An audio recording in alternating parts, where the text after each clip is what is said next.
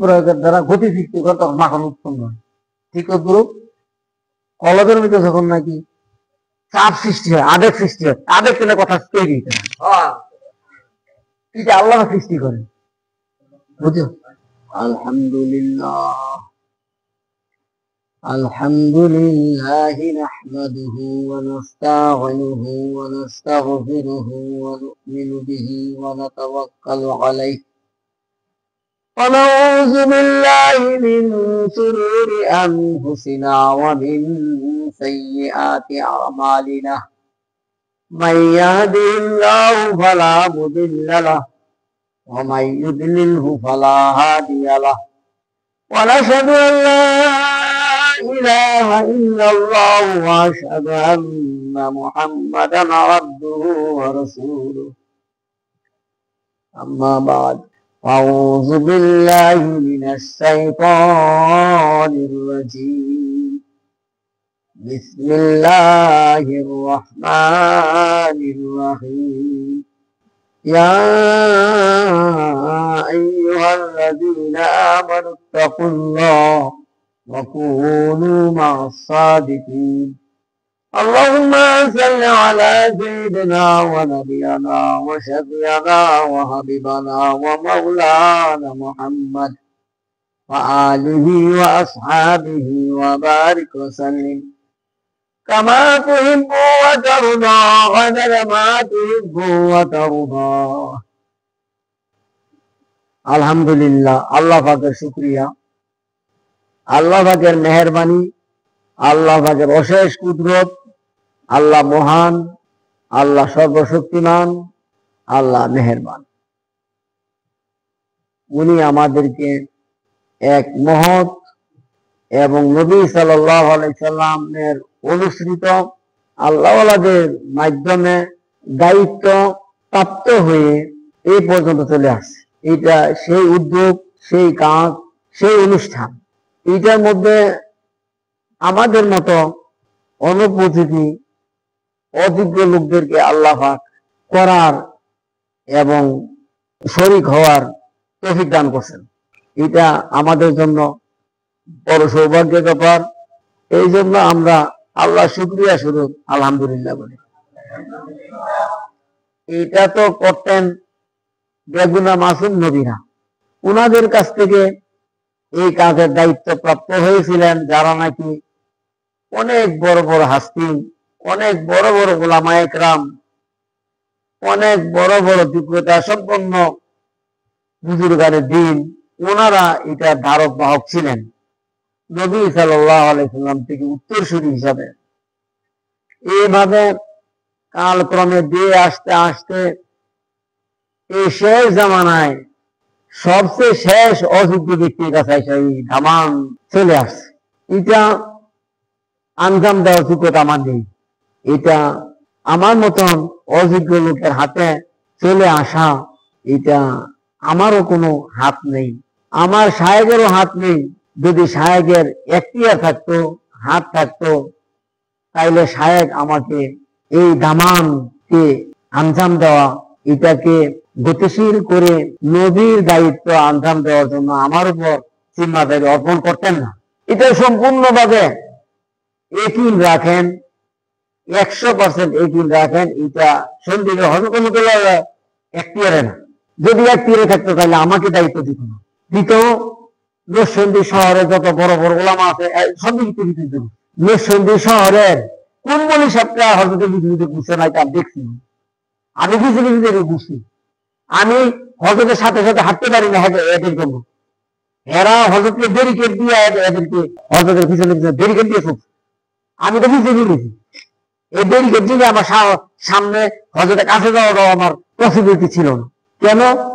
আমি ছায়াও শুরু, আমার বাহ্যিক শারীরিক দিক দিয়ে আমি কি নগণ্য, ডিগ্রিও নাই যা, হ্যাঁ এলএমও নাই যা, কিছু নাই। তা আমি এদেরকে ওভারটেক করে কিভাবে হজরতের কাছে যেতে পারি বলো? তো আমি বলতে চাইতেছি যে এতগুলি লোক দিলায়া, এত বড় বড় আলেম ওলামা কে ওভারটেক করে আমার ঘরে নজর আসছে হযরত সৈয়দ রহমাতুল্লাহ আলাইহি, এবং এই নজরে আল্লাহ রাব্বুল ইজ্জত থেকে হযরত শরীফ রহমাতুল্লাহ আলাইহির অন্তরের মধ্যে ওই এলকা ঢালা হয়েছে এবং এলহাম করার মাধ্যমে হযরত শরীফ রহমাতুল্লাহ আলাইহি আমাকে এজাজত এবং খেলাফত দান করেছে। যদিও কিছু লোক হাসাদ করে এই জন্য সহ্য করতে পারছে না, কিন্তু কিন্তু এজাজত বা অনুমতি তো হয়ে গেছে, এখন কি করবেন? এরপরেও অনেক কিছু করছে কাজকে থামাইয়া দেওয়ার জন্য, কিন্তু যখন নাকি প্রদীপ প্রজ্বলিত হয় তখন এটা শামসুলার কাছে তো ফুয়াইলে নিবে না। এটার সুইচ সপ্তম আসমানের উপরে, এটা দিনের আলো চলতেছে, প্রজ্বলিত হয়েছে, এটা সুইচ তো এখানে না, জমিনে না, তো তোমরা কেমনি পাইবা? এটা সুইচ তো আসমানে, সপ্তম আসমানের হয়ে সুইচ। এটা সুইচ দিবানোর এবং জ্বালানোর সম্পূর্ণ অধিকারী আল্লাহ রাব্বুল ইজ্জত। এটা উনি, এটা নিবানের এবং প্রজ্বলিত করার সুইচ খোদ আল্লাহর হাতে, কারো হাতে নয়। এবং এটাই আল্লাহ পাকের জন্য বড়াই, এটাই আল্লাহ পাকের জন্য আল্লাহর মহত্ব এবং কুদরত জাহির করার জন্য যথেষ্ট যে আল্লাহ পাক একজন আদনা, একজন অযোগ্য, একজন আনপাড় লোক দিয়ে আল্লাহ পাক দিনের কাজ আনকাম দেয়ছেন। এটাই আল্লাহ পাকের কুদরত জাহির করার জন্য যথেষ্ট। এইটাই আল্লাহ পাকের কুদরত যে আমি অযোগ্য লোকের দ্বারা আমি কাজ নেই। যদি যোগ্য লোকের যদি কাজ করে তাহলে বলবে তার যোগ্যতা বলেই কি এই কাজ হয়েছে, এই কাজ আগে বাড়ছে, তার যোগ্যতা বলেই সে করছে। অযোগ্য লোকের দ্বারা যখন করাইবে তখন বুঝতে হবে একজন কারো কাছে একজন করলে বলা উনি করছে, সে করে নাই, তার কি যোগ্যতা, তার কি সামর্থ্য সে করতে পারে। অতএব ইহার দ্বারা এই প্রতিপন্ন হয় কোন আল্লাহ বাজি করেছেন, আল্লাহ বাজি করছে, আল্লাহ কুদরতে করছে। হ্যাঁ, তো দুস্থ বুজুর্গ, এই কাজ অনেক উঁচা কাজ।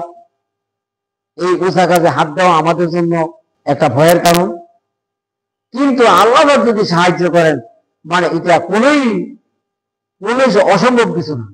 আল্লাহ জন্য সবকিছু সম্ভব, আল্লাহ সবকিছু করতে পারেন। আল্লাহ সকল বিষয়ের উপর আল্লাহ ক্ষমতাবান, আল্লাহ ক্ষমতা সকল বিষয়ের উপর কি আল্লাহ ক্ষমতা। এইগুলি আল্লাহ বিভিন্ন ভাবে দুনিয়াতে জাহির করতে চান।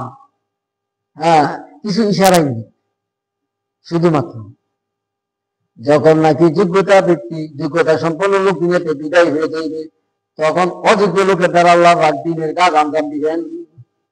সব আল্লাহ করবেন, সব আল্লাহ। এই জন্য আপনারা মাশাআল্লাহ অনেক দূর রাস্তায় আসছেন, বুঝলেন? আপনারা আসেন নাই, আল্লাহ নিয়ে আসছে আপনাদেরকে। এটা 100% একিন রাখেন, আল্লাহ আপনাদেরকে নিয়ে আসছে। আপনারা আসেন নাই, আসতে পারেন নাই। অনেকে ইরাদা করছে, নিয়ত করছে, কিন্তু এখন এসে পৌঁছতে পারে নাই। আসবে, হয়তো আসতে শুরু করছে সবাই আসবে, অনেক লোক আসবে আলহামদুলিল্লাহ। আজকের থেকে 2 দিন ব্যাপী বাৎসরিক এক্সারসাইজ এখন থেকে ওপেনিং হয়ে গেল।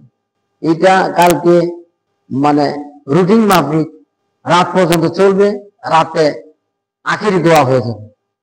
হযরত সন্দীপ রহমতুল্লাহ যেভাবে করছেন সেভাবে করার জন্য আমি কি প্রতিশ্রুতিবদ্ধ এবং সেইভাবে আমি করতে চাইতেছি। বাকি আল্লাহ পাকের মর্জি, আল্লাহ পাকের ইচ্ছা, আল্লাহ পাকের দিনের কাজ আল্লাহই করবেন। হেদায়েত কারো হাতে না, হেদায়েত আল্লাহ পাকের হাতে।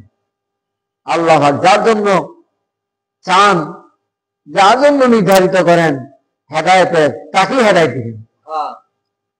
আল্লাহ পাকেরও বাছাই আছে, আল্লাহ পাকের ইচ্ছা আছে, আল্লাহ পাকের চয়েস আছে। যে ব্যক্তি আল্লাহ পাকের নজরে পড়বেন সে ব্যক্তি আল্লাহ দামান ছেড়ে ধরবে। যে ব্যক্তির উপর আল্লাহ পাক চান তাকে আল্লাহ পাকের আল্লাহ প্রিয় বাচনদের দ্বারস্থ করে দেন। হযরত মাওলানা রশিদ আহমদ গনি ওনার এরশাদুল মুলুক কিতাবের মাধ্যমে উনি লেখছেন, আল্লাহ পাক যদি কোনো বান্দাকে চান মাহবুবিয়ত দান করবেন, বন্ধু বানাইতে চাইবেন, তখন তাকে কোন আল্লাহ ওয়ালার দ্বারে পৌঁছায় দেন। এইভাবেই দেখতে নিয়ে আল্লাহ পাক যদি কোন বান্দাকে পছন্দ করেন, তখন আল্লাহ পাক তাকে কোন আল্লাহর ওলি, আল্লাহ পাকের প্রিয় বন্ধুর কাছে পৌঁছায় দেন। তুমি তারা বানাও, আমি তারা পছন্দ করি। এই জন্য আল্লাহ পাক তাকে আল্লাহ পাকের মাহবুব বান্দার কাছে পাঠায় দেন, উনি যেন তার পিছনে মেহনত করে তাকে পবিত্র করে আল্লাহ পাকের গ্রহণীয় মনোনীত পবিত্র আত্মার অধিকারী করে আল্লাহ পাকের নৈকট্য পাওয়ার যোগ্যতা সম্পন্ন করে দেন। এটা আল্লাহ করেন নাই। আল্লাহ পাক এটা করেন তাকে পবিত্র করানোর জন্য আল্লাহর দ্বারস্থ, আল্লাহ পাকের কোন প্রিয় ভাষণ আল্লাহর ওলি বান্দার কাছে পাঠায় দেন। যখন এটা পবিত্র হয়ে যাবে তখন আল্লাহ পাক তাকে মাহবুবিয়ত দান করেন। যেমন ধরেন শিশু বাচ্চা পায়খানা করে সমস্ত শরীরের মধ্যে লাগাই দিছে, বড়াই দিছে পায়খানা, হাতে পায়খানা লাগছে, হাতের মধ্যে পায়খানা, এই হাতের মাধ্যমে এই পায়খানা সারা শরীরে মাখছে এবং মাথায় মাখছে, মুখে মাখছে। আবার পায়খানা খায়ও অনেকে, অনেক বাচ্চা পায়খানা খায় না, বোধ করে জোরে খায় না, সে তো বুঝে না পায়খানা। তখন অবশেষে পায়খানা যখন খারাপ লাগে পরে সে কান্না শুরু করে। আম্মা যতই ব্যস্ততা থাকুক না কেন দৌড়ায় আসে, আইসা তাকে ধোয়া মুছায়া কোলে নেই। তখন ওই পায়খানা ধোয়ায় পরিষ্কার করে, পরিষ্কার কইরা তাকে কোলে নেয়, চুমু দেয়। এই কাজটা কোন আল্লাহ আবার করতে হয়, তাকে সাফাই করে দাও, তাকে সাফাই করে দাও। তার অন্তরের মধ্যে যে দুনিয়ার পায়খানা লাগবে, দুনিয়ার গান থেকে লাগবে, এই গান থেকে সাফাই করে দাও, এটাকে ওয়াশ করে দাও। আমি তাকে কাছে টেনে নিব, তাকে আমি মাহবুবিয়ত দান করব, তাকে আমি প্রিয় পাত্র হিসাবে বানাই নিব, কবুল করে নিব। অতএব কোন মানুষ চাইলেই আল্লাহ পাকের নৈকট্য ভাজন হইতে পারে না যদি আল্লাহ পাক তার জন্য না চান। যদি আল্লাহ পাক তার জন্য না চান তাহলে সে কখনো কি আল্লাহ পাকের মাহবুবিয়ত অর্জন করতে পারবে না। এটা সম্পূর্ণ আল্লাহ পাকের হাতে রেখে দিতে, এটা সম্পূর্ণ আল্লাহ পাকের এখতিয়ার। তাকে কেন দিল, আমাকে কেন দিল না, তাকে কেন দিল, আমাকে কেন দিল না? আসে না তোমার দিয়েছে কেন? হ্যাঁ মানতাম না, আমার দিল না কেন? হ্যাঁ তো ফলদার ভূত, অতএব তাকে মানতে পারি না। আমগো ফলনাকে যদি এটার দায়িত্ব দেওয়া হইতো তাকে মানতাম। এই কথা মক্কার কাফেররা বলছিনি, এই কথাটা মক্কার কাফেররা বলছে কিনা? হ্যাঁ, মক্কার কাফেররা আওয়াজ তুলছে, হে মোহাম্মদ তুমি কেমনে নবী হইলা, তুমি কেমনে নবী হইলা, তোমাকে আমরা মানতে পারি না। তুমি তো রাখালি করছ, তুমি তো লেখাপড়া করো নাই, বিদ্যালয়ে যাও নাই, লেখাপড়া শিখো নাই, তুমি তো বেকলম মূর্খ। তুমি কি বেকলম মূর্খ?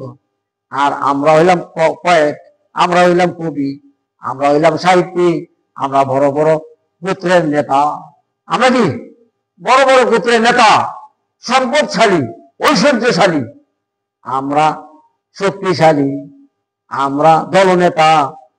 হ্যাঁ, তোমাকে কেন নবী বানাইবে? আল্লাহ তো আমাদেরকে নবী বানাইবে, আমরা যোগ্যতা সম্পন্ন। কইছে না, বলছে কিনা? হ্যাঁ, মক্কার কাফেররা এই কথা কইছে, এই কথা বলছে। এই জন্য এদের সংশয় ছিল, এদের কি তর্ক ছিল, এদের এতরাজ প্রশ্ন ছিল নবীর পরে কি এতরাজ ছিল। তুমি এতিম বালক, তুমি নবী হইছো, আমরা তো তোমাকে নবী নবী হিসাবে গ্রহণ করতে পারি না। এটা আমাদের আত্মমর্যাদায় লাগে। এটা কি? এটা আমাদের আত্মমর্যাদায় লাগে।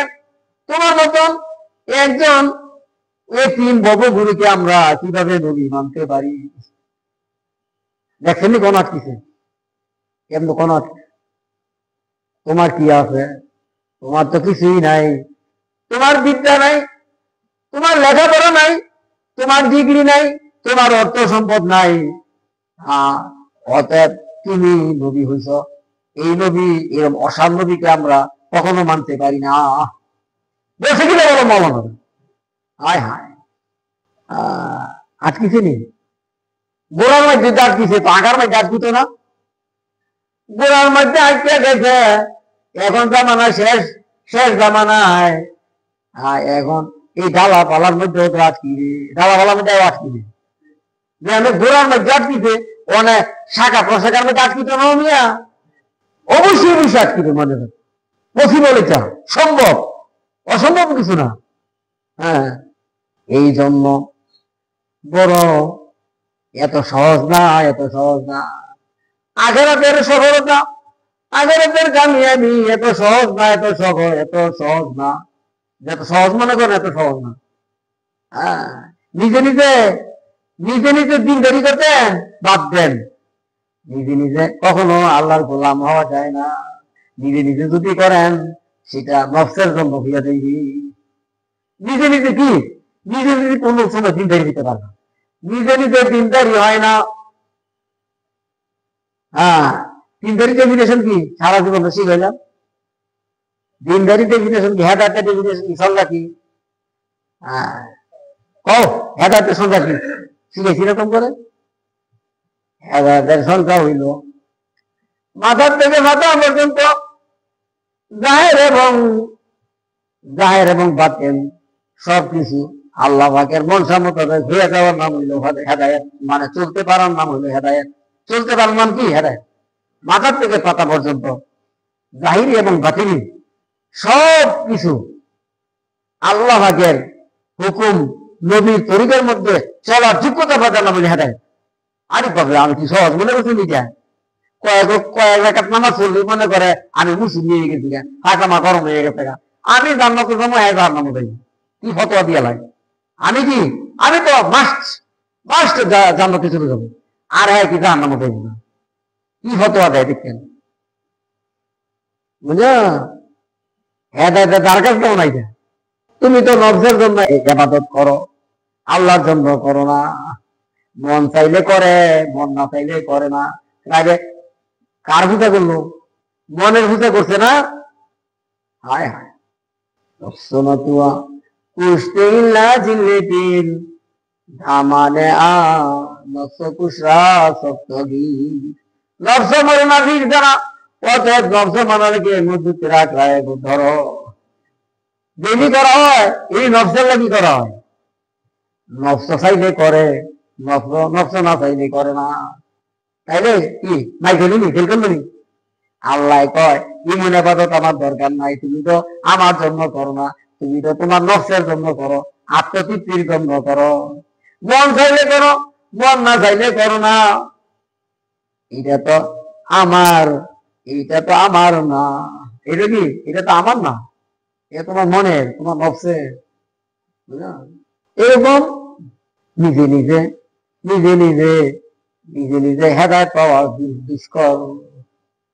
নিজে নিজে কি? দিনের পর দিন, সপ্তাহের পর সপ্তাহ, মাসের পর মাস, বছরের পর বছর আল্লাহ পাকের হুকুম নবীর তরিকা মোতাবেক জীবন পরিচালনা করা, এটা দুরূহ ব্যাপার, এটা অসম্ভব ব্যাপার, এটা কখনো পসিবল না, সম্পূর্ণ ইম্পসিবল। মুক্তবিজ্ঞ মাত্রই জানে যার এলেম আছে।